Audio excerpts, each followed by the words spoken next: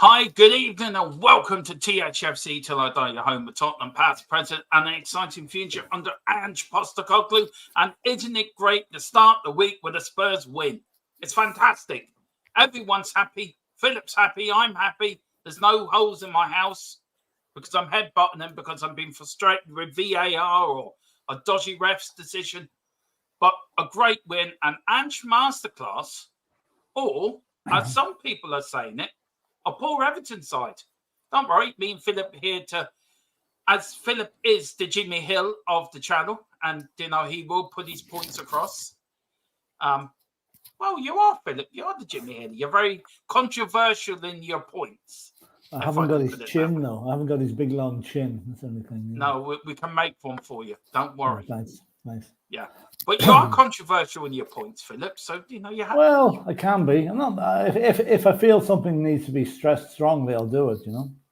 Yeah, like the Europa League, which we're going to have to explain on Wednesday.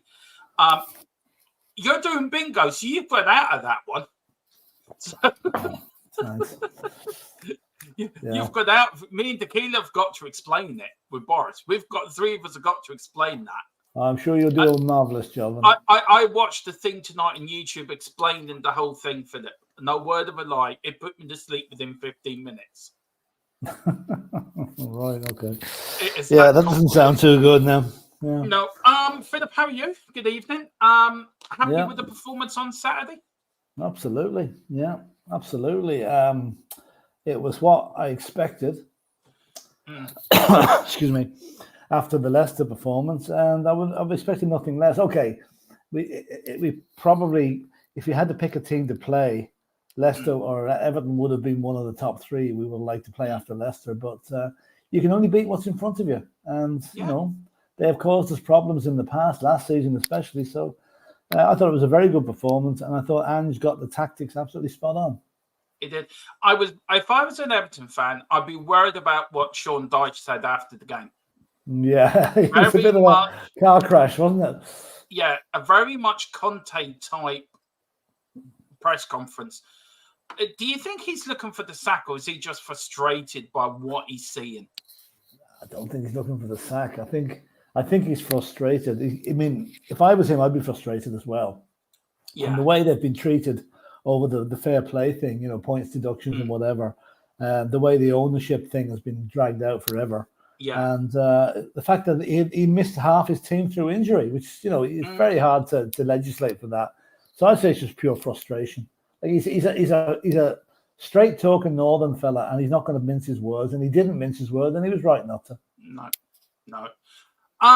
Big up to Milton, always in the house early. Big up to you. Says hello, Dermo and Philip. Hope you're both doing well. Love your work. Smash the like, peeps. The quad is on. The quad is on, man. Big up, Milton. Love to see you in the chat. A great supporter of the channel. Always in early, right? It must be 4 o'clock in the morning where he is. He does night work. So we actually help him through his night work. And then I can see Everton Wolves going down. Do you know what I can do as well? That Wolves was, if you're looking at the weekend Premier League results, Philip, our result was a big result, but the Wolves one, I didn't see that coming out. I don't think anybody did. But Chelsea must be the ones. Chelsea would be the last team I'd back to score 6 goals, and especially away from home. But Wolves just lay down and wave the white flag there. Very, very poor. They did. Premier League as a weekend, Philip. What do you reckon of it? It's before we get on to Tottenham as a weekend. It hasn't really been a spectacular one, has it? No, it's been a couple of decent results. Brighton beating United, and United lose for the 6th time under Ten Hag. United have lost a game in injury time. Only happened twice in 30 years up to that. Anyway, Liverpool looked reasonably good against Brentford yesterday. Spurs looked very good. Arsenal, I'm afraid, should have been 2-0 down to Villa. Ollie Watkins, what are you doing? How did he miss that? Both of them. Yeah, I know. He scores a wonder goal in the Euro Championships for England at the tightest of angles, and he misses an open goal.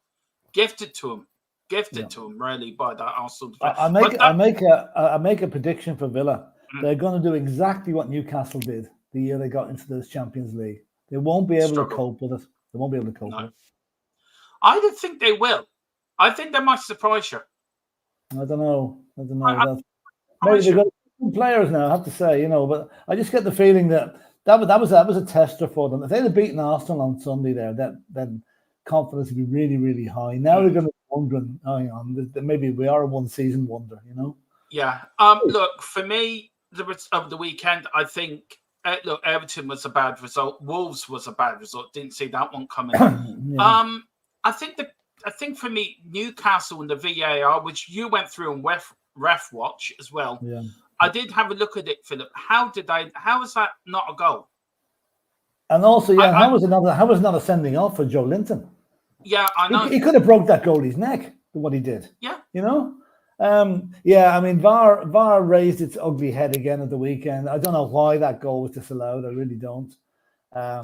Then again, you've got the other side of the thing. United fans have given out about why their goal was disallowed. It was properly disallowed because Xerxes touched the ball before it went across the line, and he was offside. Perfectly good. But the Bournemouth goal, I don't know. I just don't know. No, a match of the day, they were giving out about Rashford, and rightly so. Yeah, he was very, very lax there. He had a complete view of vision across the line. All he had to do was take a step back. Okay, it was great the way he flicked the ball in with his heel, but he should never have been in an offside position. No. He was actually offside twice in the same move. Yeah.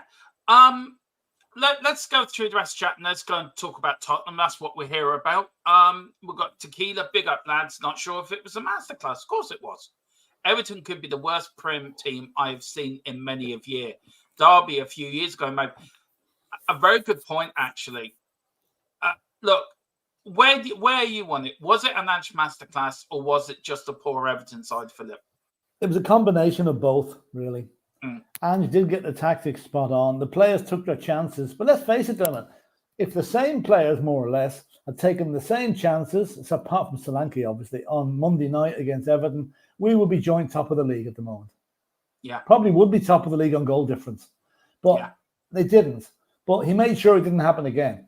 And he played Everton too. He played, a weakened Everton side, we've got to admit. But there are still no easy games in the Premiership. That was probably, if there is an easy game, that was probably it for us now for the whole season. But we won it. That's all we can do. We've got 3 hard games coming up now. Yeah. That's when the test will arise. Whether we can get points from those games. And Newcastle is a place, I said it in Dave's predicted lineup, that is there any psychological sort of demons in some of them plays? 2 bad results up there for the last 2 games, Philip. Are they going to go up there with any scars? And how do they put that right? I don't think so. I think we can look to previous results at Newcastle. We won well up there. So I just think we've got to forget last season. Last season's gone. It doesn't matter now. It's completely history. Go up there with the confidence a 4-0 victory can instill in you. Newcastle, they were reasonably okay in the second half. They were very poor in the first half. Bournemouth could have blown them away in the first half. Yeah. And if we play like that if we play like we did on Saturday against Newcastle in the first half, we can do the same. So, I know maybe I'm joining a delusional club here, but I think Spurs will put those last 2 results up at St James's Park to bed on Sunday. I don't look. I slightly differ from you. Maybe I'm not being delusional enough, but maybe I think it will. But I'll give my reason in a minute. We've got Tequila saying, feel bad for Everton. I was a soft spot for them. So I think we all do in this channel, really, in one way or the other. But what a bad team. Other than Pickford, they could all be championship players. Well, Calvert-Lewin is a good player. And they do have a couple of decent players. But they're missing the players that make them tick. Yeah. The fighters, and Seamus Coleman was missing. Yeah. Branthwaite was missing. They're the players that make Everton a reasonable team. Not a good team, a reasonable team. Yeah. Yeah, it is. It is. Big up, gents. Big up, Mr. Terry White. Hope you're doing well, sir. Big up, Tequila Saints. Big up to everyone. But Milton, have to say, this channel and Jose's channel are my favourite. Well, thank you very much. Very kind of you. Big up to Boris. Evening, lads. Hope you're all doing well. Big up. Normal resume next week. The Boris and Philip show will be back next week. Or next Tuesday or Wednesday. But don't worry, guys. It will be back this week. Killian, big up. Panel, rest in peace. Yeah. So, Sven-Goran Eriksson passed away today. Yeah, he did. Poor fella. Yeah. Where I heard on Sky Sports he's been one of the best managers in the last 40 years. Where would you rank him? Yeah, he was unlucky. He should have. He took England to Germany in 1991, was it when the 90s or early 2000s, wherever he managed anything, and they beat Germany 5-1 in Germany, which never happens. Yeah. He was unlucky. I think he had good players under him, and but he's very highly thought of. I don't think anybody had a bad word to say about Sven-Göran Eriksson. You know, he was a good guy. Yeah, he was a good guy.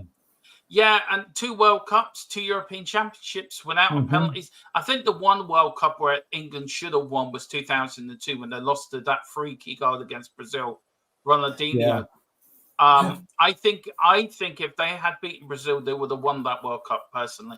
Possibly, yeah. Ireland should have beaten Spain in that World Cup as well. Thank you a lot, Roy Keane. That was yeah. Thank you, Robbie. Yeah, Roy Keane. Robbie Keane was putting the goals in for us that day. Thanks, Roy. If you're watching, Roy Keane, thanks a lot, man. You really let your country down. If you don't learn from history, you are doomed to repeat it. And Everton, I don't think they are learning from the history, and it proves Saturday again and again. He said it in his press conference. Every season, they start at the bottom of the hill and they get up to the top of the hill, and then they start at the bottom of the bottom. Why are the teams not playing? Are the players not playing for him? Is there too much turmoil at Everton? Is there? If you look at between Tottenham and Everton, I think Everton need to go down. I think to sort their problems out once and for all. I think, but the Everton are probably one of the. I think Arsenal may be the same. No, maybe not even Arsenal, but they've never been relegated in the history. No, them or Arsenal have never been relegated. So, that's quite an achievement. They will not want to go down to break that. Because my worry about Everton is they go down to the Championship this season, right? They open up their new stadium, the brilliant new stadium. They're going to be the best team in the Championship, and they won't get out of it. They'll do a Leeds. They'll be stuck in the Championship for about 15 years, and that's what I think. So this is why it's vital for Everton to stay up. If they don't, I think they're going to be heading for all sorts of problems. Yeah, that's true. Big up to Milton McDonald, the legend that is the man himself. So good evening, good afternoon, and evening, gents. I think we're better buckle up. Ange's team will have our nerves twitching until seasons. Well, if it doesn't get beat, isn't that better than being sitting falling asleep watching Conte ball? It is. If one of them doesn't give us heart attacks, nothing will. Yeah. No, I mean that's it. I mean, football's supposed to be entertaining. It's an entertainment sport. Yeah. You know, big up, let's entertain us. Yeah. Terry writes this: the next 2 games are going to show us what we're made of. Exactly. Yeah, that's true. He said a good performance, but I'm concerned about our defense because of the way we play. We are going to get into that. Meant about Spurs, we shouldn't forget last season. No, we shouldn't forget last season. And this is why but it is history, though. I mean, if you keep harping back to last season, all you do with last season, you tell the lads, listen, now, see what happened to Newcastle last year? Do not let it happen again. And that's it. Yeah, but move forward. But what happened to the year before? They must have said that last season. Don't worry, lads. Look what happened last season. Don't let it repeat itself. I think the year before was an exceptional one, Dermot. When your goalkeeper runs up the white flag at half time and walks off, I think that's unheard of, and that's never happened before in a Tottenham shirt. And that one was a hard one to come back for. I can't explain last season, but I'm just thinking this. Looking at the way our defense is set up at the minute, our defense on Saturday was much, much better.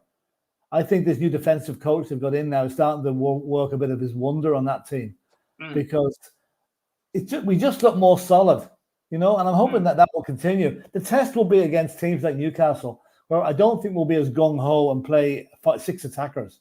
There'll be an extra defensive midfielder drafted in for next Saturday, be it Archie Gray or Bentancur if he's back. But we're not going to play the way we played against Everton. We can't. Well, that would be suicide.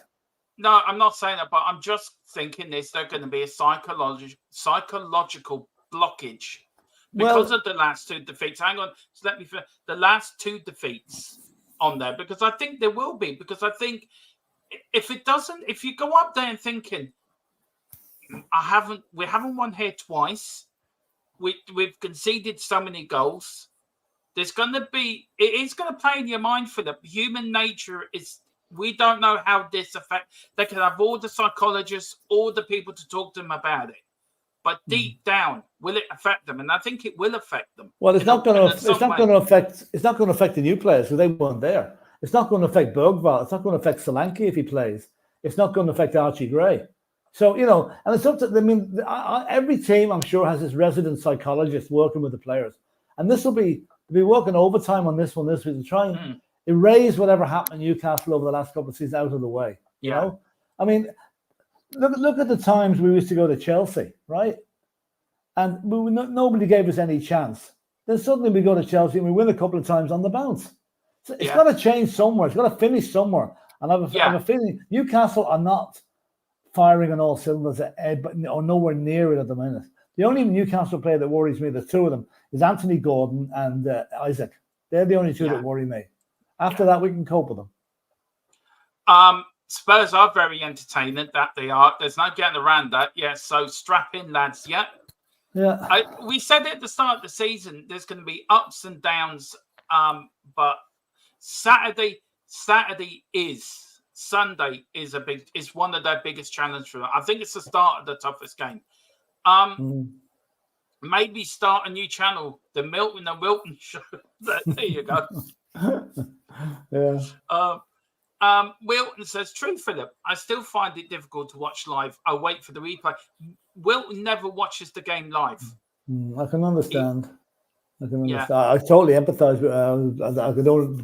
I don't want to go into it in great detail, but there are some matches I find difficult to watch live. Not all of them, just some of them, and I can totally sympathise with you, Wilson. Which you won't be doing the watch-alongs this year. No, the good thing about that is, though, if we lose, you don't have to watch it. The good thing is, just ignore us. But I'm going to miss. I'm going to miss that. I hope you never have to hear that this season, Dermot. Well, you won't be on for the biggest game stuff. That's the thing. I could be there in the background. I could surprise you. Yeah, I'm going. Go on then. Tequila says, do you think Ange should only invert one fullback against the two? That's a very good shout, actually. Yeah, it certainly will be more defensive. It has to be. You can't go to a place at Newcastle and go gung-ho football. It's got to be a little bit more reserved. So that's what I'm saying. You probably tell Doji to stay where he is, right? Let Porro do his thing up the right-hand side. Yeah. And he'll also bring either Bentancur back in if he's fit or Archie Gray to shore up the midfield. Not Basuma? Well, Basuma will be there anyway. Oh, yeah, I'm assuming Basuma's going to be there. But I'm just saying one of the attacking players will drop out because you can't afford to go there and play too many attackers, No. I'd say Brennan Johnson will be the one to drop out. Yeah, I hope he is because I'm getting sick. I didn't want to get into it. I was going to get into him later, Philip. But Brennan Johnson, for me, I'm done with. I'm done with him. I'm done defending him. I'm done backing him. I'm done. He's a Spurs player. I will support him when he plays, but I'm done defending him. That's it. He's let me down too many times. Yeah. If he comes back and scores a hat-trick now, what will you do? I'll just say fair play, but Philip, he just really frustrates the hell out of me. He's not he cannot play full 90 minutes. And that Odegaard... He played the 90 minutes on Saturday there. I didn't take him off on Saturday. Yeah, and he didn't do anything. What did he do? Jack all. Odegaard did more on his side of the wing in...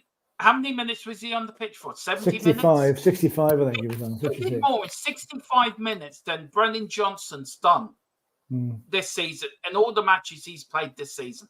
Yeah, okay, fair point. I'm not going to argue with you, but I'm not going to start knocking Spurs players at this early stage. If that becomes a trend over 5 or 6 matches, yes, certainly. But I don't think he'll be in the side in the next 5 or 6 matches. And that's going on. That's going on from last season as well, Philip. It's not about this season. The miss he had against Sheffield United. Remember the miss against Sheffield United last season, the last game? Yeah, okay, I'll take your point. But, I mean, let's face it. It's not as if he's the only player we have in that position. So I'm not really that worried. I mean, we can play Odegaard there. We can play Kulachevsky. We can play God knows who else. So, he will be a squad player, I reckon, for most of this season now. Because Odegaard, to me now, is a much livelier prospect going down the wing. And as I said, Philip, he did more in 65 minutes. He took his man on. He attacked his man. Yeah. Brennan Johnson gets there. And He doesn't do anything with it. At least when Odegaard got to the corner flag, he sort of jinked his man, and he's looking, do I pass it or do I cross it? He's looking at options. Brennan Johnson's head down. Now, when he picks his head up, he's got 3 blades around him, and he can't do anything with it. Instead of looking up and looking ahead, thinking, right, when I get so far, is there a player in the box, or is there a player I can pass it to?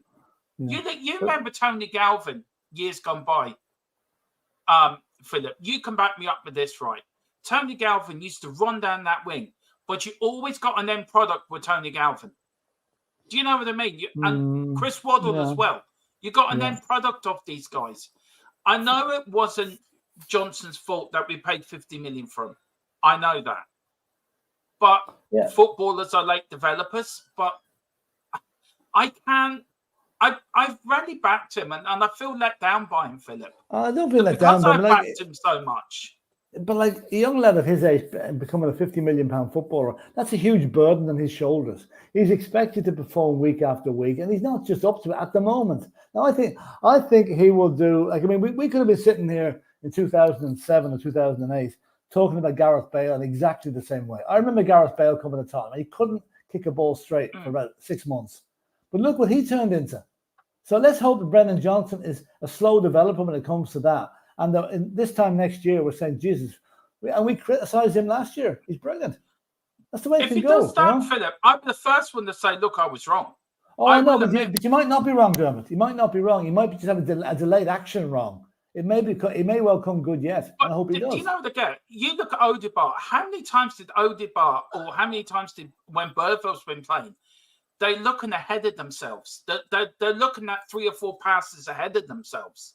You look at Bergville when he plays, right? And you're a big Bergville fan, right? Yeah. And he gets on the ball. He's looking 3 passes ahead of himself. Well, it's a slightly different play. He's playing from the middle, whereas Johnson's playing out. So you do get a different vision of the game. Yeah, but you look at Odegaard now on the weekend. How many times was he thinking, right, do I cross it or do I pass it back? At least he tried. Johnson just gets up the wing and he stops, and he then has to think about what am I doing instead of thinking ahead. It's like driving a car. You're driving along, you're always 3 bits ahead in your car. Do you know what I mean? And I think the problem with Johnson is Ange may coach it out of him, but he's got to start thinking ahead. He can't keep doing what he's doing. I think he will come good, though. I really do. I don't think he will come good. It might take a while, and it might be frustrating, but I think he'll come good in the end. Tequila, I am not reading that out.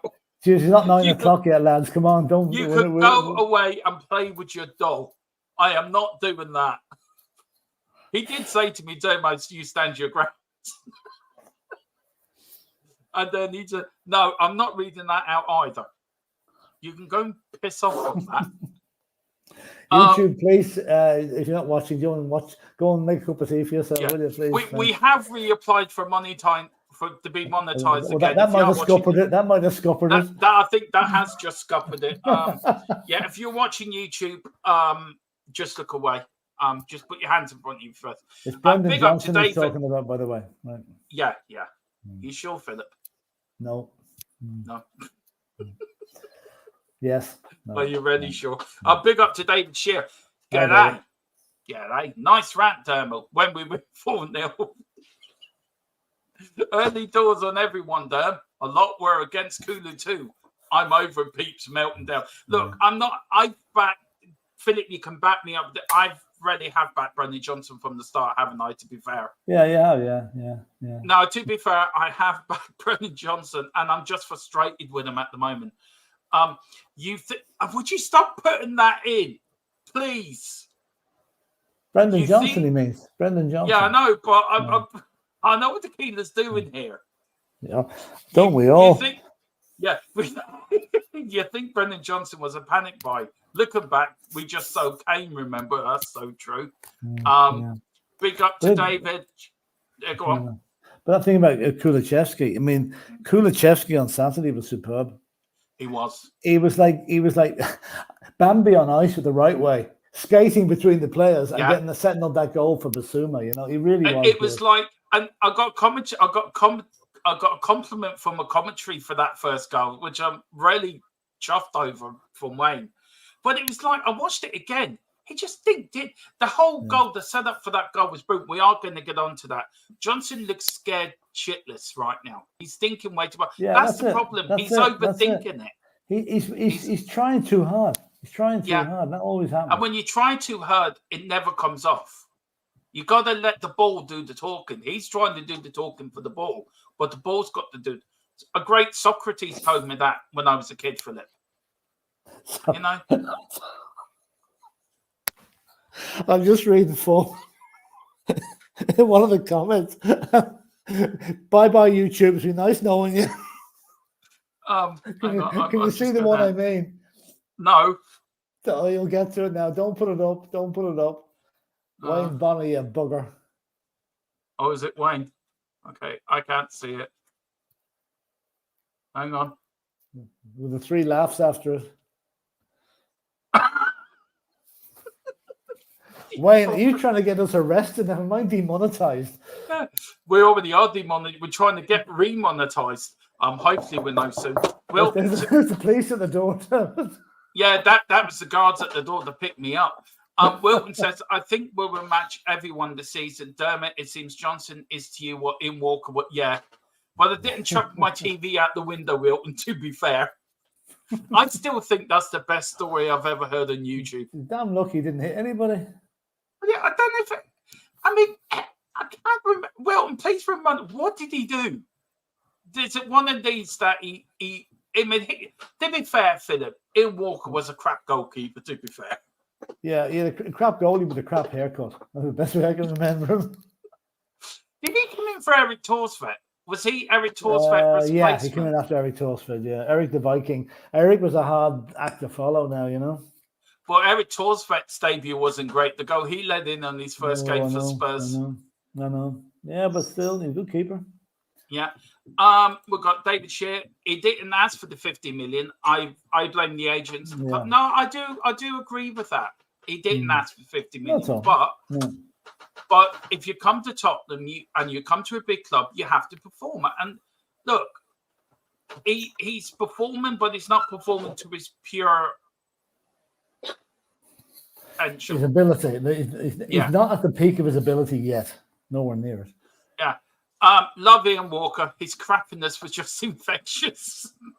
Well, I mean, it's no coincidence Ian Walker was in the team when we were struggling down the 15th and 16th position in the league. Yeah. You know, then we really had things to grumble about. Now, just to give you an update, guys. David says, anyway, 3:30 a.m. Wow, we'll big up for watching us. Still come to super chats, etc. We today have reapplied for YouTube to become remonetized again. We're waiting on their response. So as soon as we know, we'll let you know. If you are watching YouTube, please remonetize us. We've been a very good channel. We haven't done anything wrong. We have tamed Philip down to behave himself. He promised he promises he will behave himself from now on. And Milton, can you behave yourself, please? What's he done now? You'll see it now in a minute.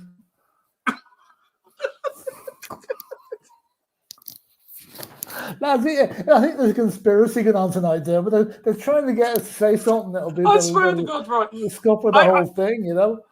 Yeah, I know we're trying so hard to be professional.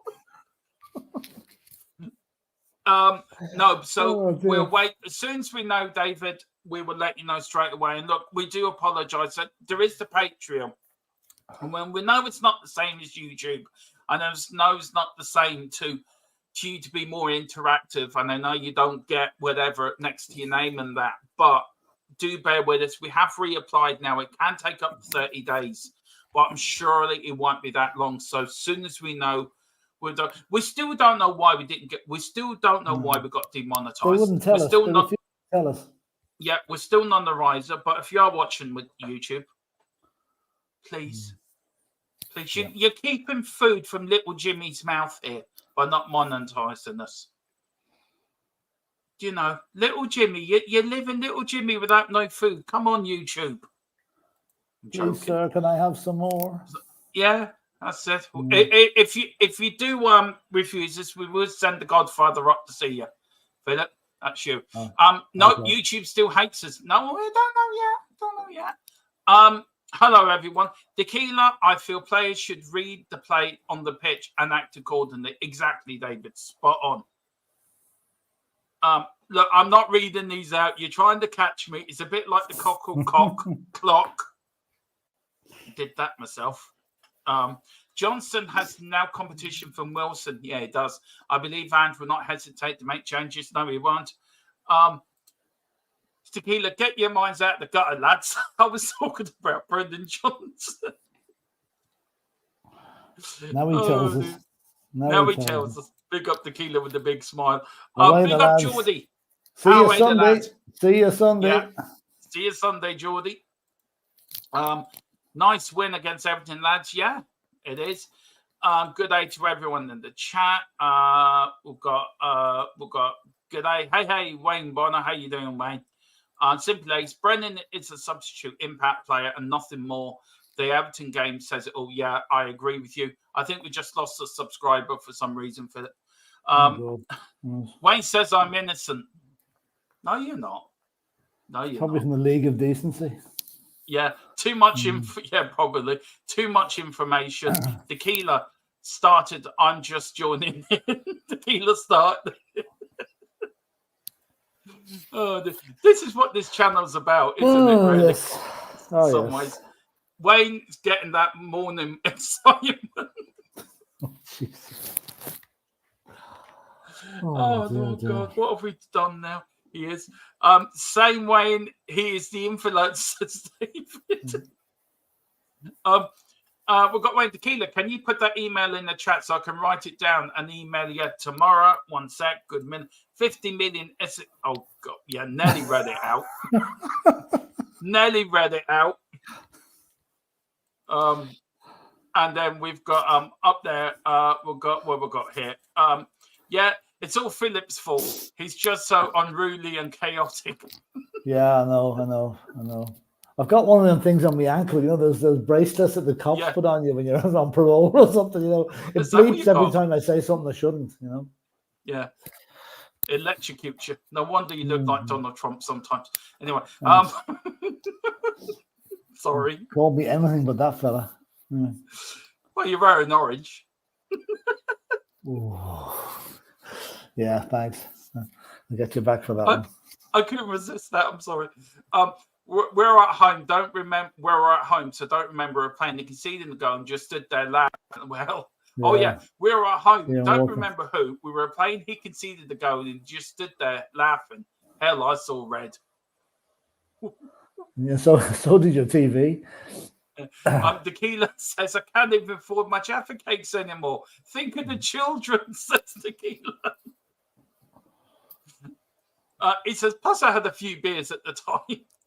Probably they would have helped. What did Mrs. McDonald say at the time? That's what I'd like to know.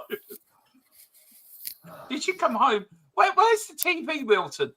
You've half an hour to get down and get me a new TV. That's probably what she said. I love that. That's funny. Cheers, Tequila. Big up to Mr. EE. Haven't seen you for a while, sir. Yeah. Welcome back. Welcome to the new season. Hi, Dermatron, and hi, Phil. Come on, you Spurs. Exactly. David says the Crows won today with Brennan Johnson. It's multiple times. See, you haven't caught me yet. Maybe the clock, but not with that. Hope you're well, David. Good win versus Everton, but the shame we didn't come out for the second half away to Leicester. We've had a lot of potential in this squad now, though. We do. Well, let's go through it, Philip. Let's go through. Actually, firstly, let's get your ratings and explain why you've given players twice. So go through it, sir. Yeah, I just want to get them here now. Well, do you want me to read them out to you? No, I have them here. Yeah, Vic 7, because he could have had a deck chair out for most of that match. Porro 7, Romero 8. I mean, that guy just gets better and better. Van de Ven 8. The road runner is the best way to call it, describing him. But you know, I'm just saying, people were saying Sonny had lost his legs and he wasn't able. Look how Sonny kept up with him on that run up the wing. He matched him stride for stride nearly, you know, so fair dues to Sonny. Udogie at 7 didn't have a lot to do. Basuma, I'm going to give him a 9 because I think to come back from what he'd done, like we're all still a bit sore with him, but that goal would have helped a bit of the rehabilitation. Yeah. Maddison 7, he was okay. I saw someone in one of the chats today saying that Maddison should never be let take a free kick for Tottenham again, which I think is a bit premature, really. But anyway, just because he didn't get one over the wall on Saturday. Kulu 8. Kulu was excellent. Johnson, I'm going to give a 6. Well, that was pretty obvious. Son an 8, and Odegaard an 8 as well. So yeah. Well, I'll bring up my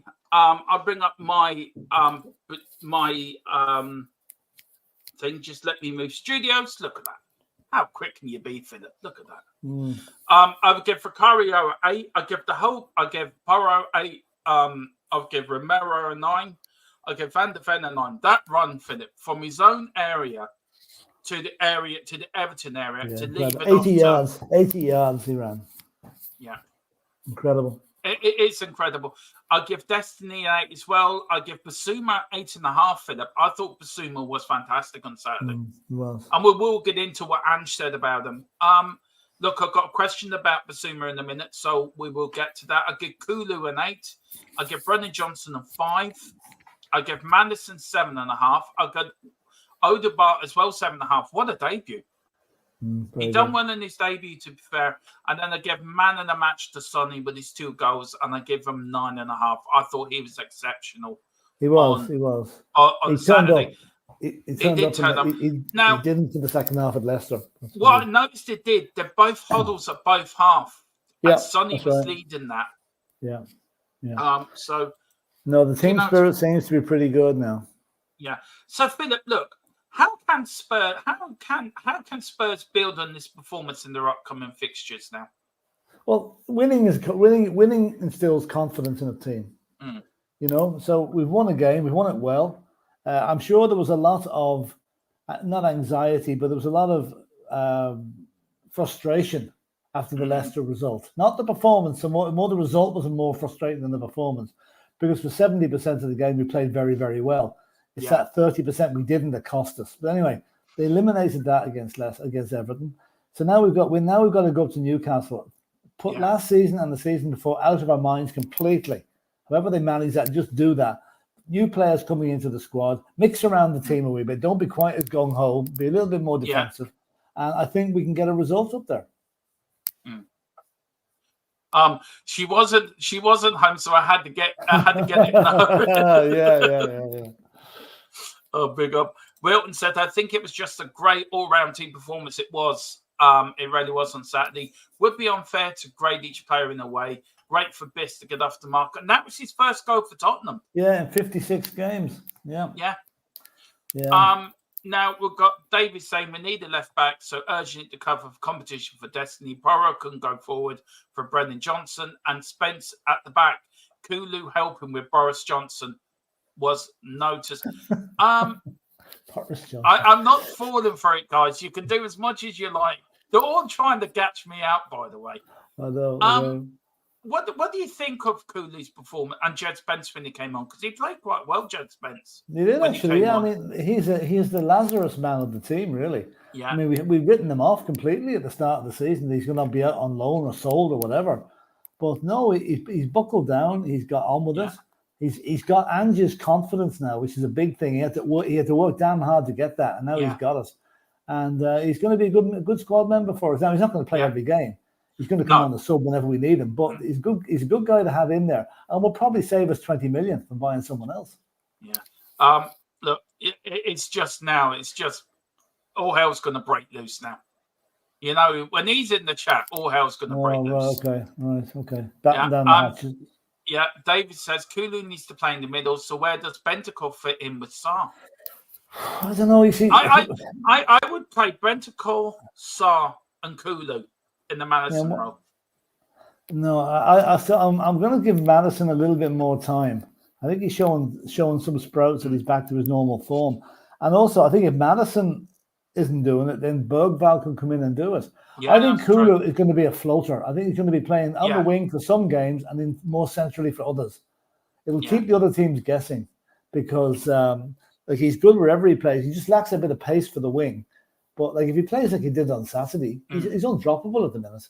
Yeah. Look, let's get into the stats, Philip. Look, it was at the Tottenham Hotspur Stadium on Saturday. 61,357 with Edsy. Spurs win 4-0. I mean, the stats just say it all, don't they, Philip? I mean, look at them stats. 7 shots on target for Spurs, 13 shots in total, 806 touches, 609 passes, 22 tackles, 11 clearances, 12 corners, and 11. It's just total domination in the top half of them stats. Absolutely. Do you know what, Dermot? Do you know what stat nearly pleases me nearly the most on that one? And it's the one you didn't read out. No offsides. We're managing now to time our runs right. Yeah. Sonny kept himself right on side for the pass from Van der Ven. And so that, I mean, okay, for Richarlison to be on the pitch for Spurs and not to have an offside is quite an achievement. So I think we're getting that right. Look at the passes. 609 against 251. The corners, I think we had 7 corners in the first 15 minutes. We did. You know, so we've dominated. Everton, 10 shots, only one of them on target.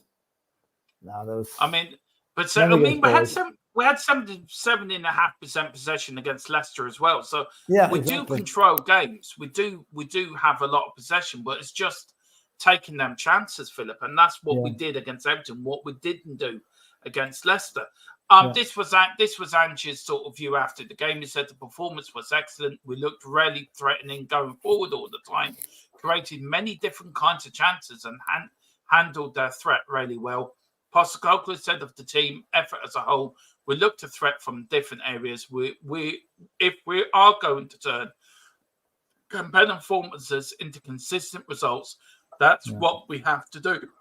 And there's a question that I've got for you, Philip. And it sort of came to me today. Was that Ange ball in full flow?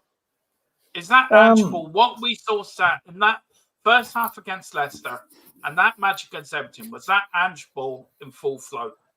I think it's probably 75-80% Ange ball. I don't think he's quite finished yet because the new players coming in have to be indoctrinated into us, really. You know, to get. So I think it's certainly getting towards 100% Ange ball. We're not quite there yet. But the beauty about it is when we play other teams, now they're not going to know where the threat's coming from. We have got threats coming from so many different angles. And we've even got it coming from the defenders now with Mickey Van de Ven and Christian Romero. Romero's starting to score goals now. So, you know, we've got so much threat there by mixing and matching the team, switching sides. We're going to be one of the most difficult teams to play against this season, really, because they don't know where the attack is coming from. We've got Carl Wilton saying, I don't know what Philip thinks, but Bergford reminds me of Mr. Tottenham Steve Perryman. He will be quality, and it felt the same way about Papa Sarr. Well, my initial reaction watching Bergvall, he reminds me more of a Glenn Hoddle figure than a Perryman figure. We both said that, didn't we? Yeah. Like I know Perryman eventually went back into as a defender. He was a midfielder, but I think, for an 18-year-old lad, Bergvall's confidence level is he really, it's incredible, and I think he's going to be an absolute star for us. Yeah, he will. David just said 65% Ange ball. Yeah, well, fair enough. I mean, certainly it's getting. We're not there the whole way, and it just depends how far you think we've got. I think we're slightly further than that, but take your point. Now, this was his point on Bissouma. Biss was good. We know Biss is a good footballer. Postecoglou said it's about him being the best version of himself. Discipline is a big thing for him, and he was disciplined today. It was a good performance. There's no doubt in his ability to do something special, but he needs to make sure he does everything right on and off the field to give him the platform to show who he can be as a footballer. We certainly believe in him. It's up to him to keep going on. Now, when he scored the goal, the first place he went to was to Ange Postecoglou to give him a hug. Yeah, and then he bowed down to the crowd. Yeah. Now, look, I'm still haven't forgiven him yet for what he done because I felt it's still a very harsh. It's still very bad at what he did. But if he keeps putting in performances like that, he will win me over again.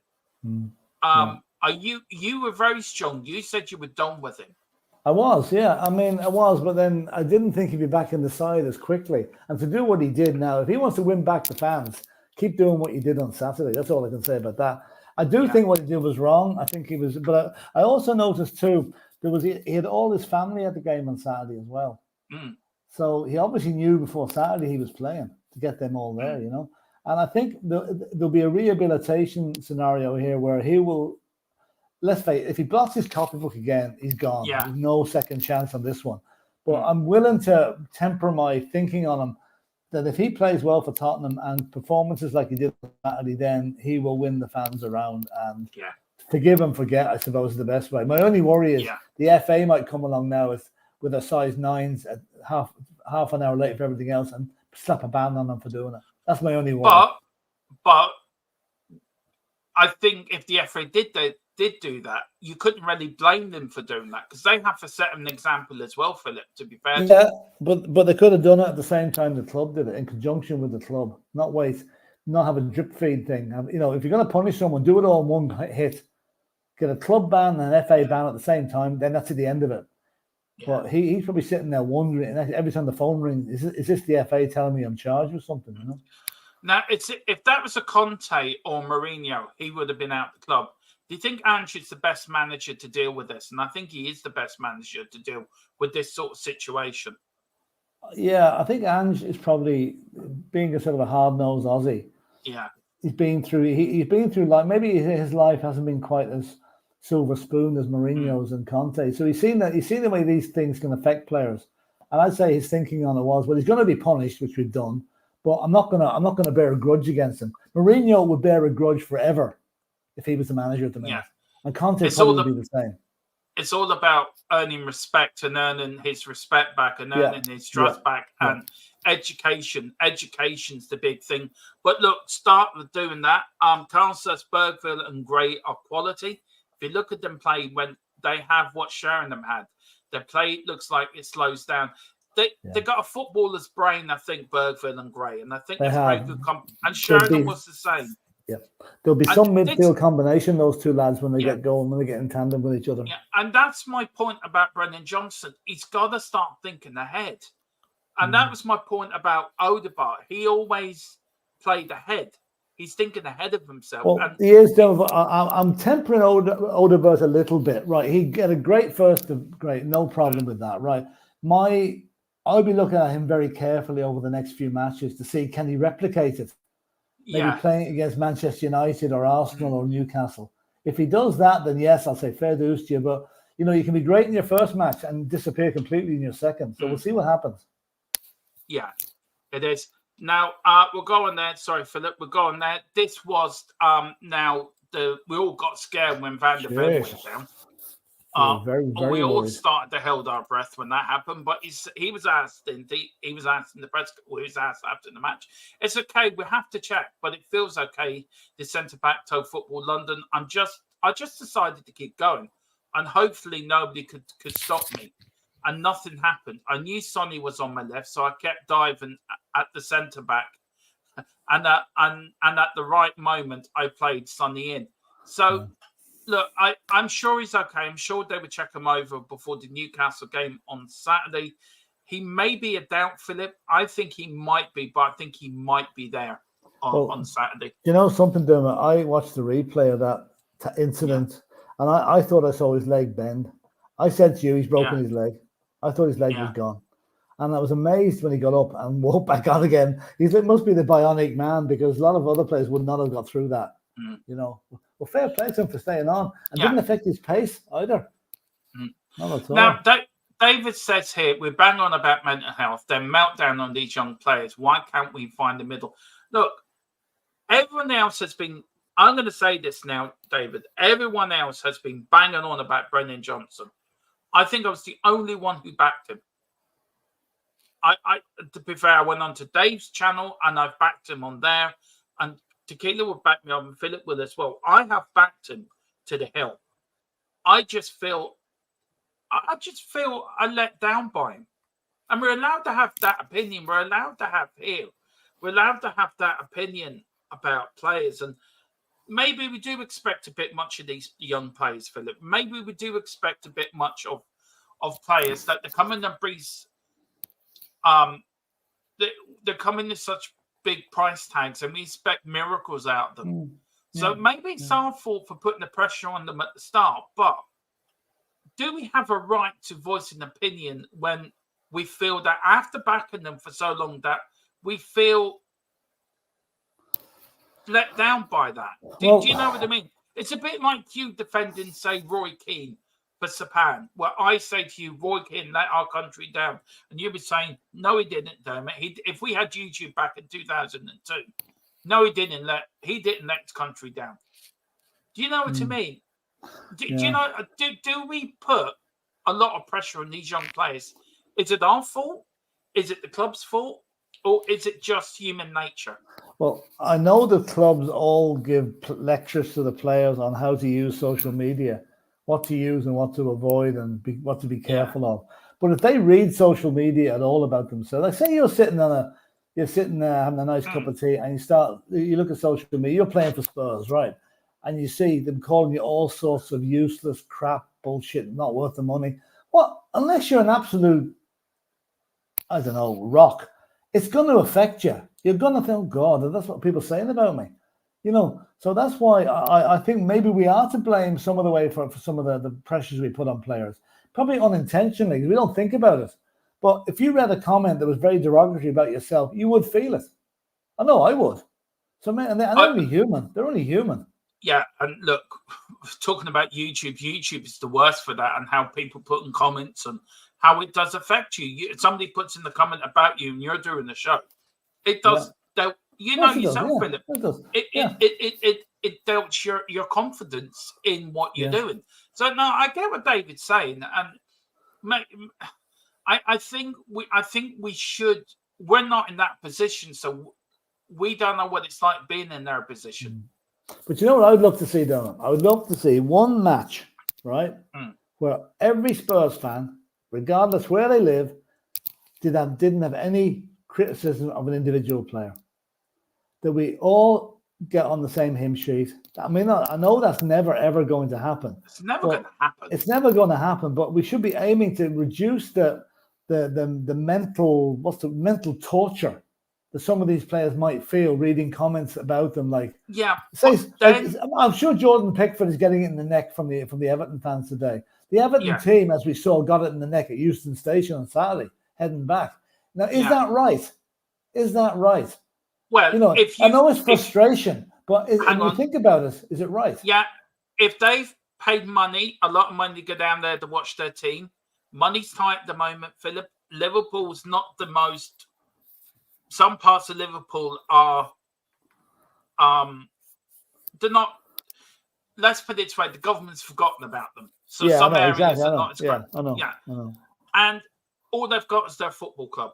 So they follow their football club home and away. Yeah. All they want to see is their team give a bit of fight and heart. I think they could accept losing 4-0, but not fighting. It's like us under Conte or us under Ryan Mason when we lost 5 or 6-1 to Newcastle and Luis didn't come out in the second half. Yeah. How you and me, we were shouting and roaring at the rooftops how embarrassing they were. Of course. But you know, when you think about it, we know it's heat in the moment stuff, right? But do we ever stop to think the effect it could be having on the mental health of the people we're talking about? Probably not. And so if you're going down that road then, Philip, to show social media then play a part, you got all these keyboard warriors. Yeah. We've had some idiot trying to copy it, going around with our logo and name and whatever, right? And how much that's affected me personally, I've been very angry about it behind the scenes. There you go. That makes my point, doesn't it? You and Tequila and Colin have been saying, "Don't worry about it, Dermo. We'll get it sorted. It'll be done." And I'm very angry because I just think, how dare you use? And then so in one way, I'm letting him win. Yeah. So social media has a huge effect on people. Huge effect. Yeah. So if that person is watching, I will get Liam Neeson to ring you. And Liam Neeson was saying them famous words. Yes. Do you know what they are, Philip? Yeah. Well, go on. Yeah, go on. No, sorry, no, I'm thinking of Schwarzenegger. Sorry, go on. No, what? Yeah, go on. No. He'll be back. He'll be back. But talking of that, do you remember, just when I think of it though, I'll say it now, I know this is out of context, but do you remember we talked a few weeks ago about that wonderful film, The Damned United? Yeah. It's on BBC One at 11:30 tonight, 11:15 tonight, if anybody hasn't seen it. I record that. Yeah. Look, there's a manager, right, that ripped into players and got the sack within 45 days. He did it the right way, though, didn't he? Called them cheats and everything. Yeah, but that's the point. Do you know, that is the point. Do you know how a manager can lose a club within 45 minutes, 25 seconds of coming onto a training field? But Dermot, the reason he lost that, they were devoted to Don Revie. Nobody could have replaced Don Revie. No. And if God Almighty had taken over Leeds United, he would have left after 44 days as well. And then went to Nottingham Forest, and the rest is history. Exactly. Yeah. Khan, I thought he was sanctioned. He was sanctioned for betting worse than Tony. I don't know what that's all about. That's Paqueta. Getting the 3 bookings himself. He should be banned for God knows. He should be. I would not be surprised if big up Simply. So I would not be surprised if Bergfield breaks into the first 11. I'm sure Europa will give him a chance. Yeah. Wednesday, meet Tequila and Boris are doing a Europa League special. We're going to explain to you how it's going to work, the new rules, how it's set up. Me and Tequila are going to university tomorrow for a crash course on a PhD in quantum physics. To work it all out, you need to be a qualified mathematician to work this out. I just think it's the Super League. It's the Super League in all its form and glory. Let's get back to this. Reguilón, Philip. With regards now, I saw this article. It's about Barcelona, and Barcelona are in for Reguilón. Now, this is the last bit of the article. It says, with regards to Reguilón, they would try to do a deal on their terms. This is Barcelona rather than Tottenham's terms. Tottenham want to make a sale, and that's 100% the case. Can Barcelona purchase him? We know he won't cost that much. Barcelona will be well aware that he's a player Tottenham want to sell. Could Tottenham use that to their advantage to get a player from Barcelona like a Rafinha or somebody like that? Yeah, because simple reason, Barcelona aren't allowed to register players at the moment until they get rid of some. So if they got rid of Rafinha to us and took Reguilón, that would be a let's say it'd be a real mugging for Tottenham to get Rafinha back in. It really would. Can't see it happening, but Reguilón won't go there unless another player leaves Barcelona. In fact, I think they're waiting to register 2 or 3 players ahead of him. Yeah. So it might even be that easy. We've got Simply as I have a maths degree. Funnily enough, I probably I'm not looking forward to doing it. Big up to Chris Welsh as well. Big up, lads. Hope you well. Big up, Chris. Great to see you inside. We've got Hog God 10 as well. Big up, Hog God 10. Big up, James. Good evening, Dermot. Philip Coys. Big up. David said Dave Harris is a top man, Neil. He wears his heart in his sleeve. Yeah, I think like me and Dave are sort of the same on that, really. Masterclass performance we had against Everton. Big up to Dan as well, another legend. Can't trust those flat cup guys. I don't know what I've missed. You can.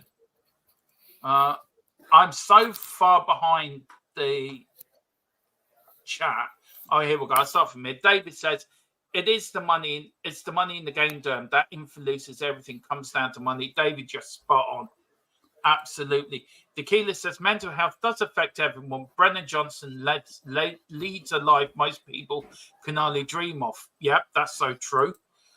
So whilst I understand it doesn't make him immune, he can afford the best treatments when he can buy it, while most of us have to wait 3 years to get help. Trust me. Yeah. Look, this is where I think Tequila does make a very good point. They can get it like that, where the likes of you and me have to wait an age to get anything done. Cool. And that's the difference, isn't it? It's all monies. I mean, you and me, with my back, I can ring up tomorrow morning and ring up a private medical company, well, I'll pay you whatever to get my back up done. I could have my back operated on tomorrow night if I went private. Yeah. It's all about money, isn't it? It's That's all about. That's it. David says we should stop waiting for a slip up. Just in my opinion, you're dead right. Politics, wherever side. Do you want to read that out, Philip? Maybe I've read it out wrong. Stop waiting for slip up. Just my opinion. You're dead right. Politicians, whatever the side, don't give a toss. No, they don't. They don't. No. They don't. Big up to Neil Shafton. Yes. Why would the Irish Hospital try to bring down this channel? What? They haven't. They wouldn't. They haven't. Strange. That's very strange. Explain yourself, Mr. Shafton. I think it's just sarcasm. I think he's joking. Yeah. I don't slag off anyone. Or any channel unless it's just sarcasm. So, Carl, if you needed to remove them, no big deal. And David, Neil, I just wanted to balance. You don't know me either. LOL. I was just evening it out, Cobber. I'll go. Oh, maybe there. I'm not great looking after the chat. I lead the chat to my mods. So my mods are not doing a very good job tonight. I'm gonna have a mods debate. Now, Philip, a little bit about Alistair Gold. He noticed in his YouTube channel about Tottenham's defending. This was something Alistair Gold noticed in his latest video on his YouTube channel. As he stated, I also think the defending has been a lot better from set pieces. I think this season it has been, Philip, to be fair. Yeah. I looked at it quite closely. It's almost like a hybrid zonal man marking thing now. Have you noticed that, Philip? Have you noticed something different about? Yeah, I thought our defending looked a lot tighter against Everton. Yeah, they have a new defensive set piece man in there now, and I think he is having. Apparently, he's ex-army as well, which is bringing discipline as well as a bit of footballing skill to it. So as that goes on, I expect our defense to get tighter as the season goes on. Certainly we're not like 63 goals, that's for sure. Yeah. Do you want to read the rest of that out there? Yeah, it felt at times last season it was really stuck in the zonal thing, which wasn't working for them. But this feels more like a hybrid, with some players starting to man mark and some players zonal marking. Yeah, fair enough.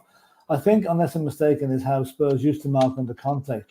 I think that's just how it worked with them as well, and it feels like they're maybe gone back to that. Could be wrong. They may have been doing that all last season, but it certainly feels like it's not just a pure zonal thing. And that asking around seems to be backed up, that what people are telling me. So we're kind of mixing the two up at the minute, which I hope is mixing it up with a view to going back to man marking. I think man marking is always the more effective. Zonal marking is great, but if you don't follow your player around, or he moves into the next zone, you don't know where your man is, then you're in trouble. Do you think Ange has listened to the criticism of last season, Philip? Do you think he has listened? Yep. And I said at the start of the season, Ange can't stand still. He's got to be developing his own attitudes and his own tactics. Evolving them. Yeah, evolving. And that's what he's doing by doing this. That's a huge change around there to start that, And that will spread. That'll give confidence for the rest of the team. If the defense is playing well, we'll become more expansive up front. And as I said, we're going to be a very difficult team to play against this season. And as you well know, Philip, a strong defense leads you to championships. Exactly. You can't win a championship without a good defense. Or cups. So look, I know we talked about it before the start, so before we get into the last thing we're going to talk, which is going to lead us on to me and Tequila show tomorrow night. What for you would be a good season, Philip? Because I said at the start of the season, if we don't win anything and we finish sixth, I think I did say Ange will get the sack. No, I did say that at the start of the season. Tequila, I was on with Tequila and I said it. Because I think you're going backwards then, because you're finishing sixth. But what for you would be, I know we all want to win something, but what is the breaking point for you? What would be a really disappointing season for you? For you to say, to come around at the end of the season and say, do you know what? I think we need to change the manager. What would be your breaking point? Well, if we came 6th and 1-0, if we went backwards from we came 5th and 1-0 last season, if we came 6th and 1-0 this season, now I'm not going to say sack Ange. At the moment, that is the last thing on my mind. I have a feeling though, with this, the club is geared up. His second seasons are always successful. They so are. I'm going to make a prediction. I'm hoping to get top 4. Now we've got competition. We've got Chelsea. Look like they might finally get it together. You've got Villa. You've got maybe Newcastle. You've got Man United, Liverpool, Arsenal, City. They're the teams we're up against, really. I think if we get top 4 and a cup, that would be an unbelievable season. If we came 5th and got a cup, that would still be a big improvement. Yeah. So I think a trophy is the thing we need to go for. Yeah. And now, look, I am Ange. Can I just say I'm a very big Ange Postecoglou fan. I am Ange, but I did say at the start of the season, I think I was on, maybe Tequila can Tequila can quote me, but I did say it on the show with him when we were talking about this.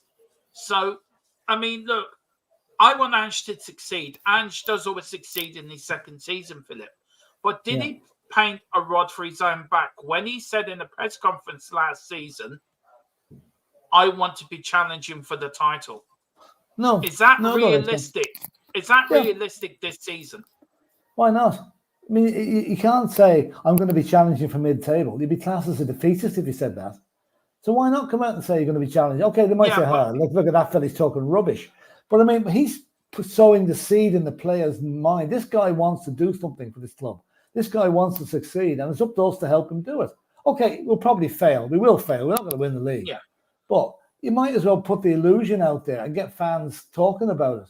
Because as I said, you have to aim high. If you don't aim high, you don't succeed. Yeah.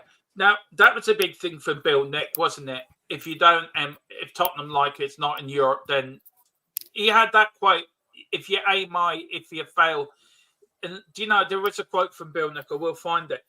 But you look at the Premier League this season, Philip, you've got the Man City thing hanging over the Premier League's head. Do you need to go, Philip? Soon, Dermot, it's gone past me curfew here. Okay, well, listen, I can finish off. And Would you mind? No. It's just once it goes past 10, I'm kind of on a bit of things to do here.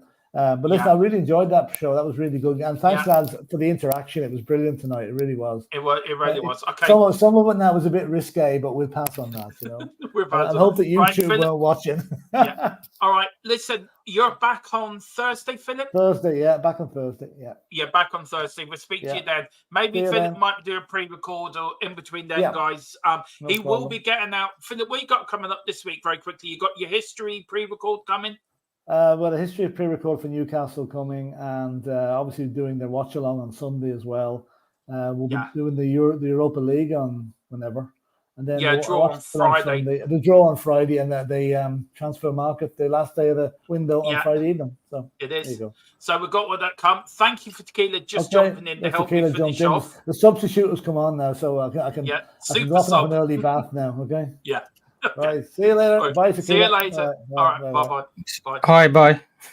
Hi. Tequila, Bye. thank you so much. I wasn't expecting you to come on, man. I know this is your day off, so I'm really appreciated. And I was meant to be doing my gaming show, but my co-host is a bit ill, so we've had to kind of move it back to Thursday, which is my other day off. So I've had to move it to Thursday. Well, it works out well, doesn't it? It works out well. Just very quickly, while you're here, do you want to talk about what we're doing tomorrow night? Because it actually, this last bit talks into what we're talking about tomorrow night. And this is look at this, guys. I just come on and he puts a picture of my favourite bloke right in front of my face. That's a welcome, isn't it? Yeah. Now, this is the thumbnail for tomorrow night. And the question is, Daniel Levy, Tottenham's visionary leader or Tottenham's biggest obstacle? That is the question. That is the question for tomorrow night. Now, I also want to put out a point. I'm not Levy in. Tequila will tell you I'm frustrated with Levy as most of you, and you can back me up in that, can't you, really, Tequila? I can be as frustrated. I think I am frustrated with the transfer window, but this here, and we are going to talk more about this tomorrow night, guys. We thought we'd get started it tonight for a few minutes, Tequila way here. Amanda Staveley wants to buy a 650 million stake in Tottenham Hotspur. Staveley is stepping up a bid to buy into Spurs and being backed by serious money from the Middle East. The group would buy an eternal stake within Spurs with a view to buy even more. Now, I put this to our source, our channel source. This is what he come back with. Yes, she is interested in investing in Tottenham. Nothing will be done soon, November or December. It will be done. So, Tequila, I mean, what's your view on that? I mean, what do you want from any investment? Initially, the 600. I mean, I thought Levy. If I'm wrong, then someone tell me I'm wrong. And these are a lot of these are rumors. But I thought he rallied the club at like 6 billion or something, right? Yeah. So if that is the fee, then that's about 10%, give or take, the stake that they'd be buying.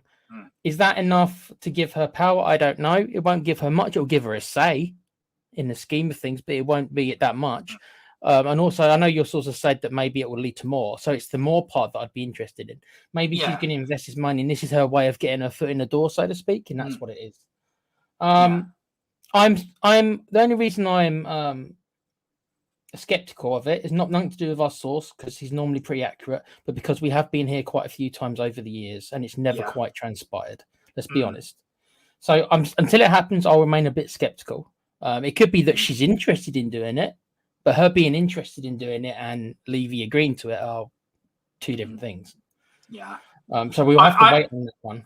We'll have to wait, but more on that tomorrow night. I was going to ask Philip one question before he had to go. We're talking about Tottenham and what I said, what would be a good season for Ange. Now, the Premier League have got a few obstacles coming their way. They've got the Man City thing to sort out. They've also got to know what they will do if Man City have been found guilty. How does that affect the Premier League? And how does that affect the title race? So, if Tottenham are there or thereabouts, and don't forget, Liverpool are under new management, so they could have a bit of a wobble. Man United are not all that great, as we saw at the weekend. Probably Arsenal, probably the only ones that look solid, but Villa should have been 2-0 up in that game in the first half and missed two gilt-edged chances to beat them. If Tottenham were consistent in their playing, Tequila, Man City are found guilty and say are given an 80-point deduction, right? Could it be that Tottenham could be in the title race this year? That's a lot of ifs and buts. Yeah, I know it's a lot of ifs and buts, but if you're trying to put it all together, and does Tottenham have to be thereabouts just to be consistent? Do you think Tottenham could just accidentally fall into a title race?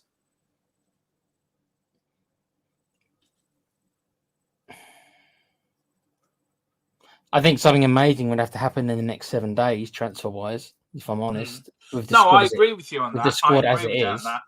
I mean, okay, so let's say, hypothetically speaking, let's say City do get a significant points reduction. I actually want them thrown out more than the points reduction because I don't think it's harsh enough. But we won't get into that for another time. I still think Liverpool, although they've got no signings, I saw them play and under Arne Slot, and you know what? We were after Arne Slot. We were seriously after him, and you know the story of that. So he is a highly rated manager. Yes, yeah. If there is going to be a weakness, it will be this year for Liverpool, because obviously he himself has got to get used to the league. But their team it's not like he's going into a bad team. No, they're a very, very good team. So I think that them Arsenal. So we would still need to beat those two obstacles. If City get a point deduction, it makes our route to the top four much easier. Because I put in the chat that I think there's probably about a 20%. Because I think the fourth place could be one of 5 teams. I really believe that. But I can't predict. If we finish 5th and we do well in Europe, then 5th place becomes the Champions League spot as well. So we can't sort of forget that either, can we? If the English teams do a lot better than they did last year in the European competitions, then 5th place could be up for grabs again. And 5th place, I mean, of course, 5th place is doable. I only see three what I would call really, really top quality clubs, and then I think there's like 6 or 7 which are kind of the second tier, and we are, unfortunately, or fortunately, depending on your viewpoint, we are part of that kind of 6 or 7 teams which float around that second tier, so to speak, in the Premiership. I don't think we've done enough to break through, and I think people who think we've done enough to break through, I'm not being funny, but we've bought a lot of youth players, but other than we've only bought one player really that is for the first team. The rest are players that can break through in time. We've only bought one player. Does he improve us? I think he's better than Richarlison. So yes, I suppose. But is that enough to make us jump from fifth place to fourth? I don't know. But maybe. As I said on Dave's on Saturday, do you know if that was Ivan Toney, does he put them chances away? And the answer to that is probably yes. I think he's a better striker than I know that some people on our channel also don't agree, but I think he's a better striker than. It's all about the end of the season, how well he does. I think with Solanke is how well he does, how well he performs, how well he takes the goals, and we need that striker to score them 20-odd goals. And would you have got that of Ivan Toney? Probably yes. Do you get that one of Solanke? It's a wait and see. So maybe he may well turn out to be a great signing. Maybe he does. Maybe he does go and get them goals, and maybe will be proven wrong. But the thing is, Dermo, it's like Richarlison, right? We were probably willing to sell him, especially for the Audi from the Saudi league, right? If we would have got that bid, I'm pretty sure we would have sold him if he was willing to go. He wasn't, so that kills it, doesn't it? If the player doesn't want to go, well, why would you want to go to the Saudi league anyway?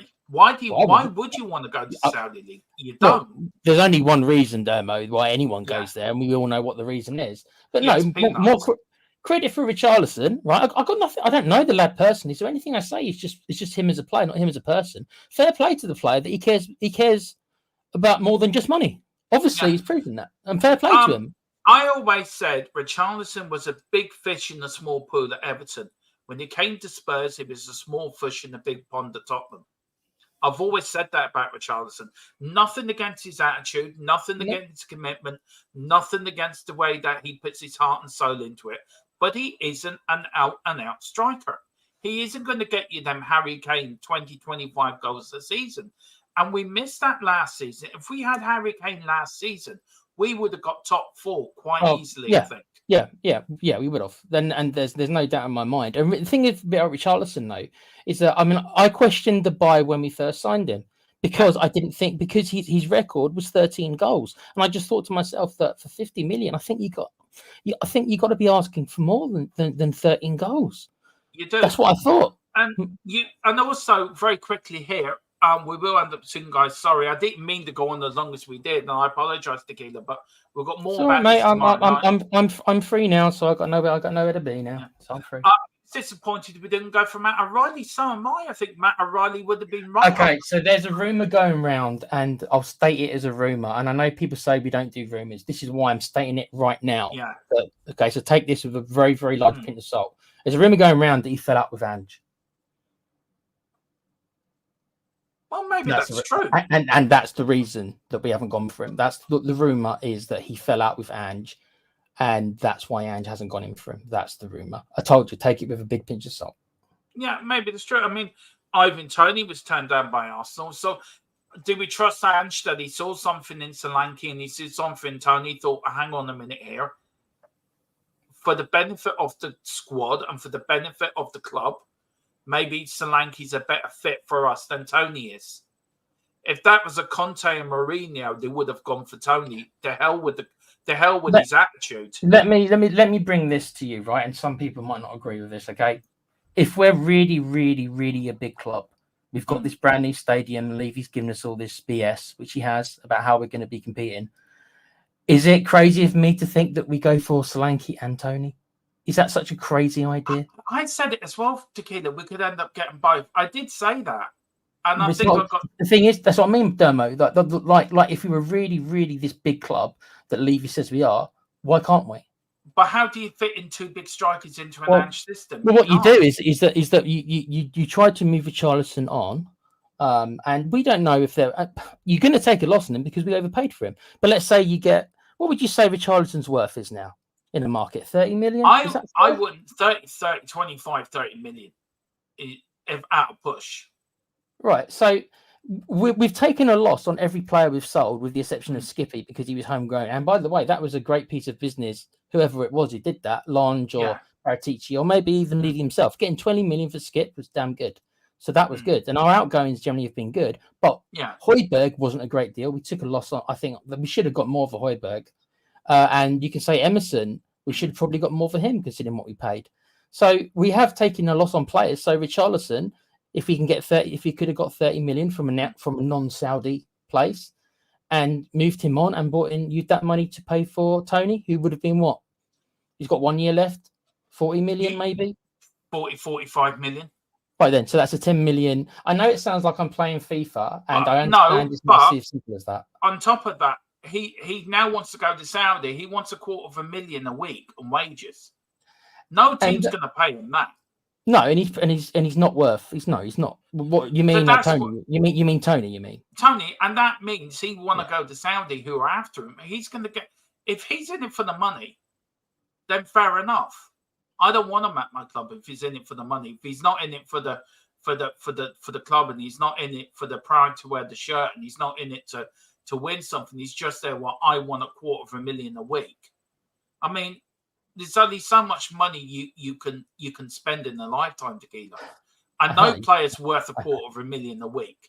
He's not worth $500,000 a week. I'm sorry. I agree with you, but that's why it wouldn't surprise me now that Tony stays at Brentford and goes on a free, because that way he will be able to get more on his wage because there's no transfer fee involved. So I'd be surprised if that happens now.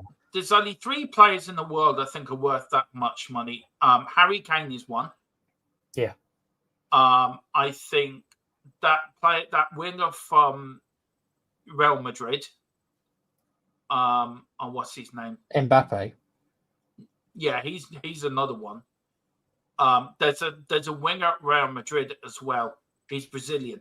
Well, Vinicius Junior, you mean? Yeah, he's another one I think is worth. Them 3, I think, can go to any club and say, I want $500,000 a week, and I think they're worth it. They can quote that because their stats, what they can do, goes before them, if you know what I mean.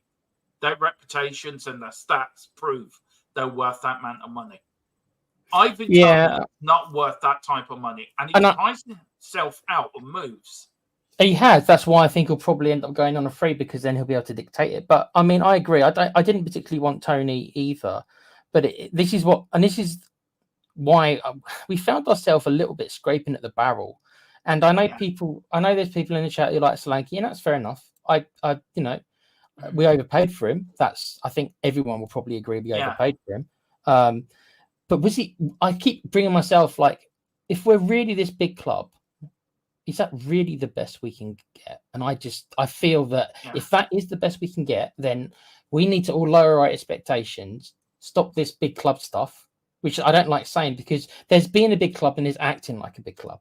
I don't think we're acting like a big club. We are a big club. We don't act. Well, probably not active, but Tottenham Hotspur are a big club. Don't name those places. Then those in charge are doing the disrespect to Spurs then, because then we are not acting like exactly. And that's the point that frustrates me. What frustrates me, and we'll get more on this tomorrow night, guys, is the history side of it. We don't respect the history of the club. We don't respect our former players.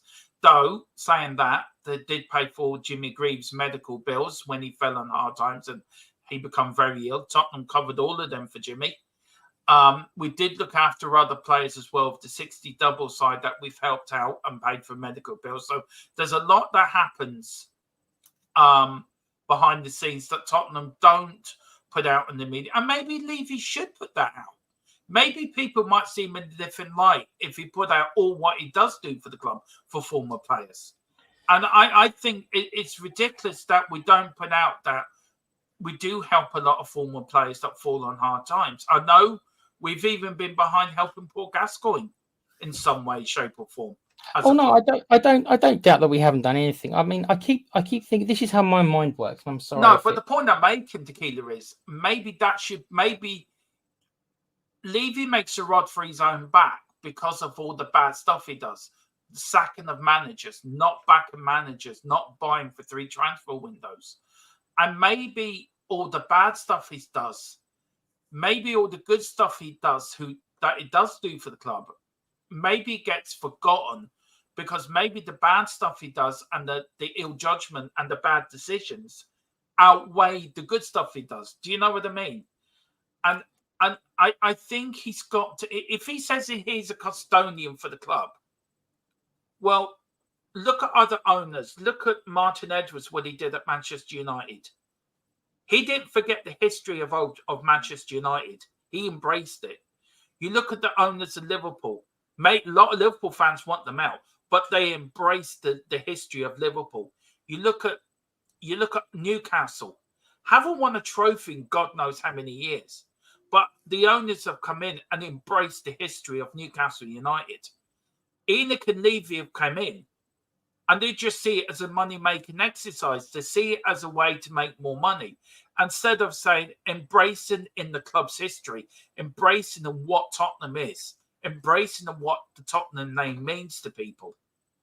And maybe he would have got a bit more love, but he didn't. He treated it as a cash cow. And that will come back and bite you in the ass someday.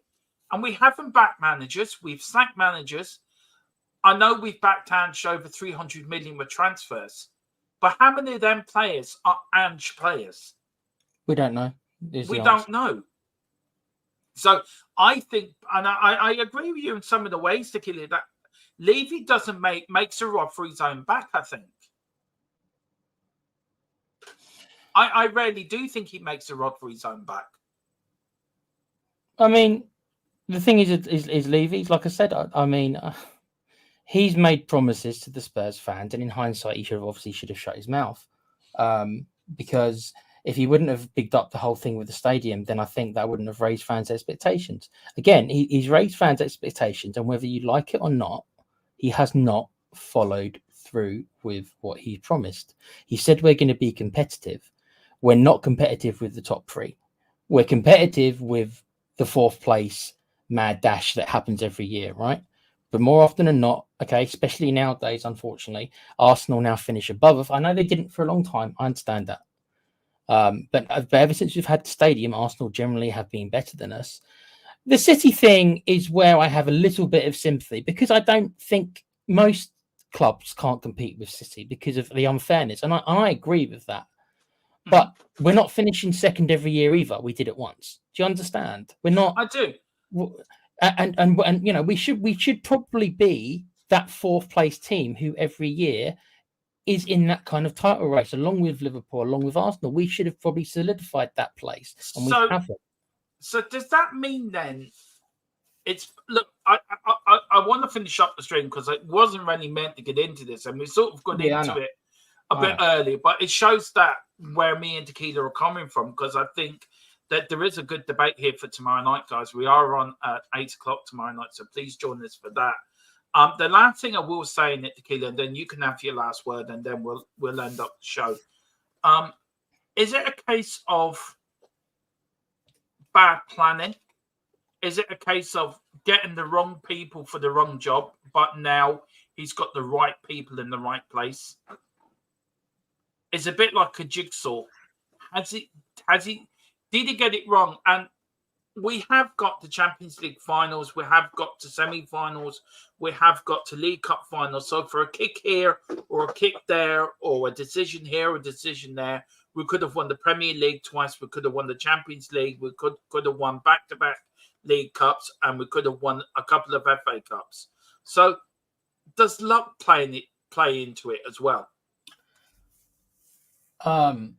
You're right about some of those cup finals, but I feel like we're in court there, mate. Exhibit A. So what I'm going to do, I'll say this, and then for me, this is the thing that that I'm going to rest my case on with the court. Right? That's all true, but Daniel Levy himself, because of financial reasons, significantly reduced the chances of us winning a trophy. Exhibit A, firing Jose Mourinho 5 days or whatever it was, 6 days before a cup final. Not having this super manager to come in. If that would have been different, Demo, if he would have had someone to brought in, given untested and unknown Ryan Mason the chance to give us our first trophy in how many years. Levy decided that financially he didn't want the hassle, because he knew that if Jose would have won the title, it would have been harder to fire him and probably would have cost him a lot more. So he made that conscious decision to reduce the chances of Tottenham winning a trophy. I don't think there's any more proof I need to say after what Daniel Levy cares most about. That is Exhibit A. I'm not saying he obviously thought we still had the chance, but he single-handedly reduced the chances of us winning that trophy by that decision.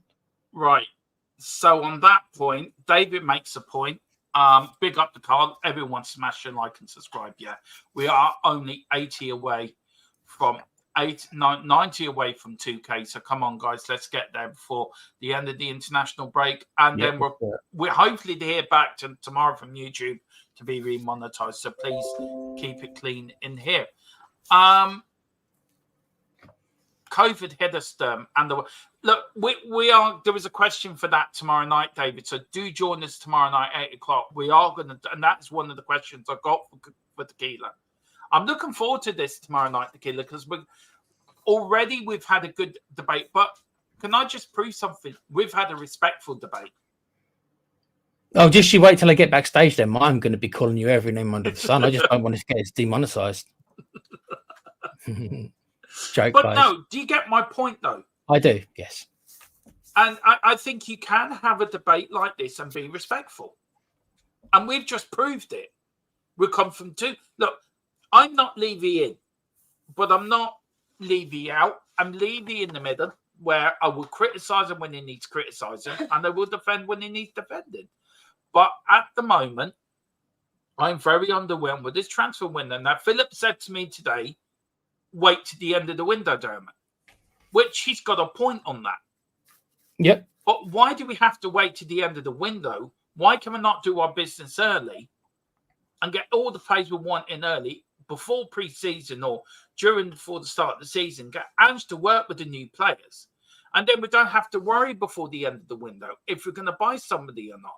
I just feel very, very, very underwhelmed by what we've done. I'm happy with the outgoings, but it's the ingoings I feel underwhelmed with. It's because Daniel Levy, for all he does right in the financial thing, he's a businessman at heart, right? He's not, and he's even said the few times he's spoken to the fans, he's even come out and said this himself, that he didn't even particularly want to be the chairperson of Tottenham. He didn't want to be the chairman. At least he's honest about it. He's a businessman first and foremost, so he's waiting until the last minute so he can bag himself a deal. This is what he does. He wants to wait until clubs get desperate.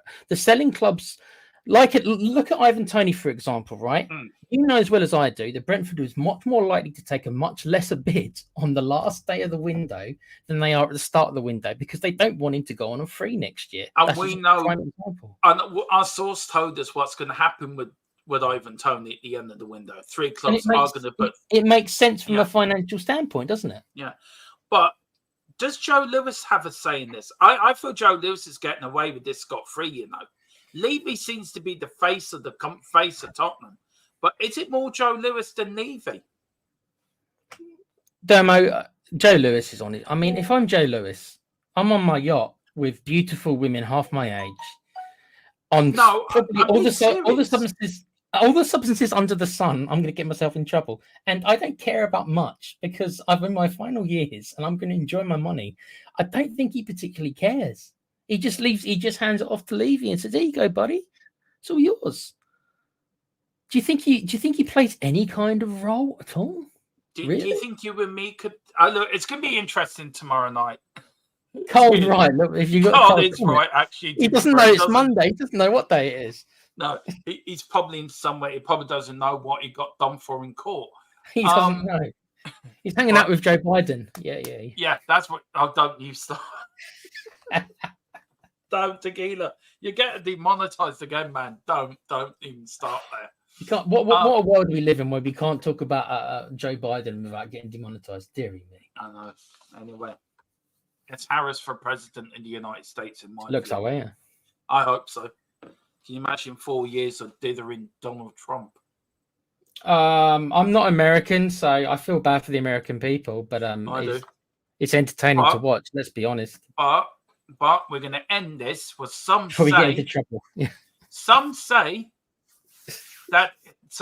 he dresses up as Donald Trump every Saturday night and he goes through a car park for a speech, but all we know is called Tottenham Stick. Do you want to tell people where they can find you? Well, I could be anywhere at any time. That's the thing. I could be anywhere at any time, and you wouldn't know. I feel I've just demonetized for what I've just said because I've just realised what I've just said. I could be anywhere at any time, and you wouldn't know. I could even be Danny Boy's best mate. I could be him himself, and I'm just doing this for a laugh. Just tell us where people can find you.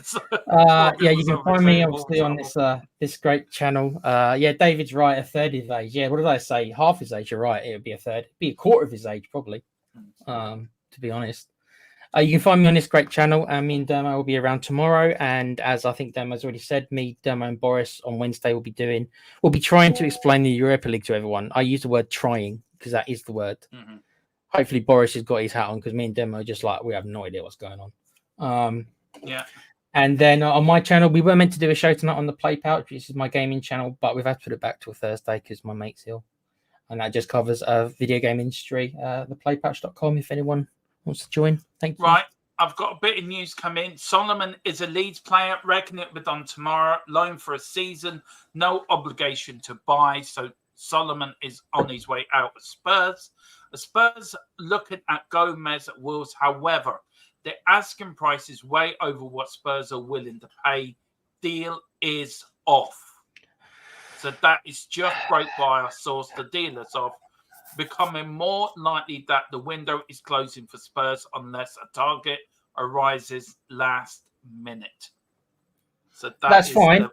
That's fine, Dermo. But what I'd say to the Tottenham fans, then curb your expectations. It's as simple as that. Then so if you curb your expectations, then you won't be as upset, and then you won't want Ange out. Not that I'm saying anyone here does, but that's what I mean. Like if I'm happy to give Ange this year and even next year. Barring something tragic like a relegation, right? And if something like that happened, then okay, that's a bit different. But barring a meltdown of things that we couldn't imagine, like a relegation, then you give him another year, and that's it. Just lower your expectations because I don't think he's been given the tools for the job. Yeah. If the job is to mount a title challenge, that's it. Yeah. That's what I think. And also, rest in peace, Sven Goran Eriksson. You're an absolute gent. Yes, he was. Give me Locatelli.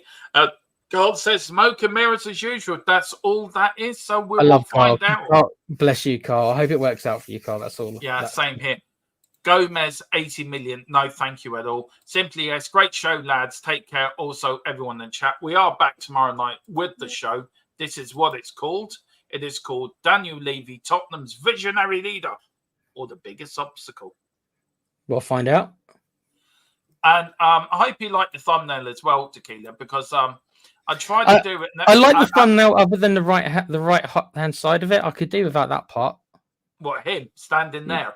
Yeah, with that little look on his face. Yeah, well, he looks like Peter Molyneux, if anyone knows who that is. Does. Look, the 3 points of the show is trophies we haven't won. How's he treated Spurs as a name and a brand, and managers? How's he treating managers? And we will go over all of that. Just wait till we cover the Martignol part, because that was when that was the moment I became Levy out. Before that, I was in the middle really, but how he treated my favourite Spurs manager of my lifetime, I won't forgive him for. Yeah. So that's that. David Takera, the quad is on. The quad is on. Just a little bit more news before we finish from our source. He's late tonight. Spurs still have 4 players they would like to bring in. However, deals now becoming more difficult to complete and less time to replace sold players. So, look, something could happen between now and Friday at 11 o'clock. Whatever you do, we will bring it to you here live here on THFC Till I Die. We're bringing all the latest news. And Friday, we're on from 7 to close of the window. Myself will be on with Philip, with Tequila. Column's going to jump in and out. Maybe Carl might jump in as well. But we will be here. We've got me and Tequila here on tomorrow with the Levy debate. We're back on Wednesday with the explanation of the new Europa League, where me and Tequila have now gone to university, get our degrees in quantum physics, quantum mechanics, everything like that. Friday, 12 o'clock, we are going to bring you the draw for the Europa League live. And then during the day, all the day Friday, probably on and off an hour here, 45 minutes here. We'll bring you up the very latest. And then from 7 to 11, we are doing deadline day. Saturday's the pre-match show, guys, for Newcastle. And then Sunday, we've got Tottenham Team Talk. We have to watch along, and then the post-match live show afterwards when it finished. And that's all it is. Thank you, Tequila, for joining me. Thank you for Philip for starting the show with me. Thank you guys for watching. Please hit the like button. Please hit the subscription button as well. Whatever you do, be kind to each other. Love one another. But as always, come on, you Spurs. In Big Ange we trust. And Tequila, take it away. Quiz. Lovely.